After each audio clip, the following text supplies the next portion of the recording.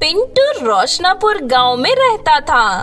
आज उसकी बहन बबली की शादी थी, इसीलिए पिंटू बाजार से ढेर सारा सामान खरीद कर ला रहा था।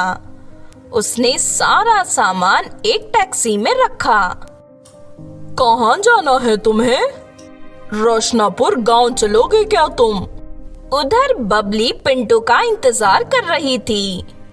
ये पिंटू कितनी देर में आएगा? बारात आने वाली है और पिंटू अभी तक नहीं आया। शायद वो ट्रैफिक में फंस गया होगा।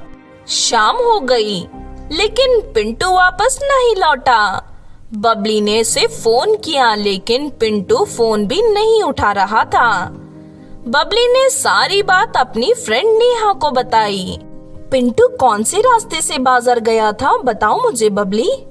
वो जंगल वाले रास्ते से गया होगा, क्योंकि जंगल वाला रास्ता थोड़ा छोटा पड़ता है। ये तो गड़बड़ हो गई। पिछले कुछ दिनों से जंगल में एक जेब काटने वाली चुड़ैल भटक रही है। मुझे डर है कि कहीं पिंटू को उस चुड़ैल ने पकड़ लिया होगा। तो अब हमें क्या करना चाहिए? प्लीज नेहा, प्लीज मेरी मदद करो। मैं गौरव को बुला कर लाती हूँ, फिर हम तीनों पिंटू को ढूंढने चलेंगे। तुम चिंता मत करो। बबली, नेहा, गौरव पिंटू को ढूंढने निकल पड़ते हैं। हमें रास्ते में किसी से पूछना चाहिए कि उन्होंने किसी 20 साल के लड़के को देखा है क्या। उन तीनों को एक आदमी मिलता है। गौरव कहता है, अंकल जी, क्या आपने किसी लड़की को यहाँ आते जाते देखा है? हाँ, मैंने एक लड़के को टैक्सी से ढेर सारा शादी का सामान ले जाते देखा था, लेकिन उसे जेब काटने वाली चुड़ैल ले गई। अंकल जी, क्या आपने उस चुड़ैल को उसे ले जाते हुए देखा था क्या? हाँ बेटा, पहले चुड़ैल ने उस लड़के से कहा कि वो उसकी जेब काटना चाहती है, लेकिन लड़के ने अपनी जेब कटवाने से मना कर दिया। इसीलिए चुड़ैल उसे गर्दन पकड़कर उठा कर ले गई। ये सुनकर बबली रोने लगी। उसे लगा कि उसका भाई अब कभी नहीं लौटेगा। मेरी शादी वाले दिन ही मेरे भाई गायब हो गए। बारात आने वाली है, अब हम क्या करेंगे, कैसे करेंगे? तुम चिंता मत करो बबली, हम पिंटू को ढूंढ निकालेंगे, चाहे हमें पूरे जंगल में घूमना पड़े। तुम लोग पूरब की दिशा से जंगल में घुसो। चुड़ैल शायद उसी तरफ रहती है। कोई तुम्हारी जेब काटने को कहे तो मना मत करना। वो आदमी एक लुटेरा था। उसने जब देखा कि गौरव, बबली और नेहा जंगल में घुस गए, तो उसने अपने एक साथी को तुरंत उनके पीछे लगा दिया। पूर्व दिशा के जंगल में दलदल थी। गौरव, नेहा और बबली जल्दी जल्दी चलकर चुड़ैल तक पहुंचना चाहते थे, लेकिन वो लोग दलदल में फंस गए। तभी लुटेरे का साथी वहां पहुंच गया। मुझे तुम्हारी जेब काटनी है। तुम मेरी जेब काट लेना, लेकिन पहले हमें इस दलदल से बाहर तो निकालो। आदमी उनकी दलदल से निकलने में मदद करता है। गौरव उसे अपनी जेब काटने देता है। तीनों आगे बढ़ते हैं। उन्होंने देखा कि चुड़ैल ने पिंटू को उल्टा लगा कर रखा है। शादी का सारा सामान भी वही रखा हुआ था।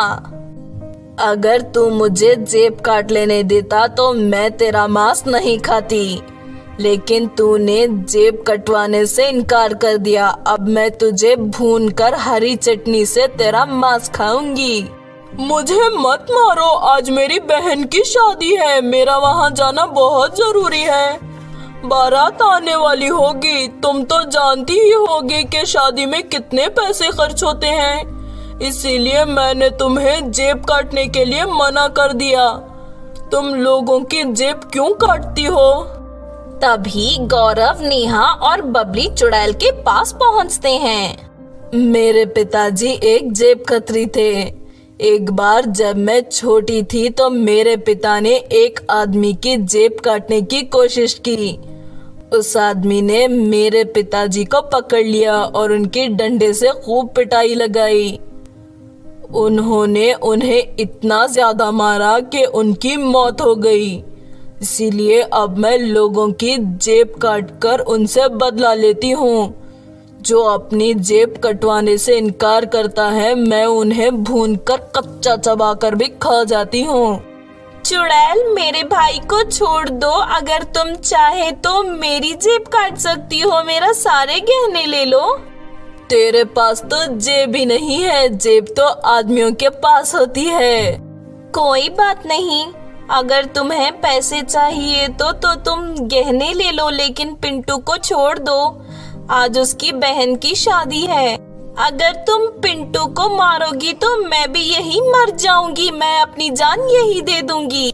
तुम्हारे पिता के साथ जो भी हुआ हमें उसका बहुत अफसोस है, लेकिन इसमें पिंटू और बबली का कोई दोष नहीं है।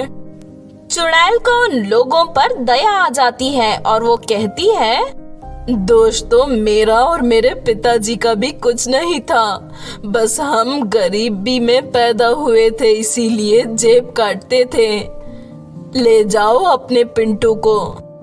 चुड़ैल, तुम बहुत अच्छी हो, तुम्हारे पास भी दिल है। हम हवन करवाएंगे ताकि तुम्हारी आत्मा को शांति मिल सके और तुम दोबारा इंसान के रूप में जन्म ले सको।